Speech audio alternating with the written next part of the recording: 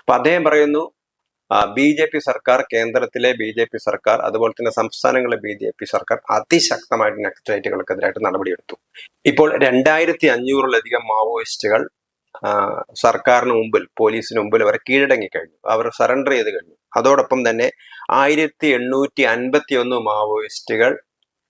മാവോയിസ്റ്റുകളെ ഉന്മൂലനം ചെയ്തു സർക്കാർ.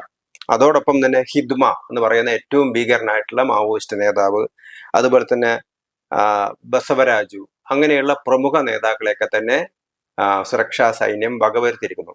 സാധാരണഗതിയിൽ മാവോയിസ്റ്റുകൾ നിരന്തരമായിട്ട് പട്ടാളക്കാർക്ക് നേരെ, സൈന്യത്തിന് നേരെ, സാധാരണക്കാർക്ക് നേരെ നിരവധി ആക്രമണങ്ങളാണ്, ബോംബ് ആക്രമണങ്ങളും അണ്ടർഗ്രൗണ്ടിൽ ബോംബ് വെച്ചുള്ള ആക്രമണങ്ങളൊക്കെ തന്നെ അവർ നിരവധി ആക്രമണങ്ങളാണ് അവർ നടത്തിയിരുന്നത്. കുഴി ബോംബ് ആക്രമണങ്ങളൊക്കെ നടത്തിയിരുന്നു. അങ്ങനെ നിരവധി പട്ടാളക്കാരും CRPFകാരും സാധാരണക്കാരും ഒക്കെ മരിച്ചിരുന്നു. ഇന്ന് ചില ഗ്രാമങ്ങളിലൊന്നും നക്സലൈറ്റുകൾക്കല്ലാതെ മറ്റാർക്കും കടന്നു ചെല്ലാൻ പറ്റാത്ത, മാവോയിസ്റ്റുകൾക്കല്ലാതെ മറ്റാർക്കും കടന്നു ചെല്ലാൻ പറ്റാത്ത മേഖലയായിരുന്നു. അങ്ങനെ ആന്ധ്രാപ്രദേശ് മുതൽ ഛത്തീസ്ഗഡ് വരെ മാവോയിസ്റ്റുകൾ ഒരു കോറിഡോർ തന്നെ ഉണ്ടാക്കിയിരുന്നു.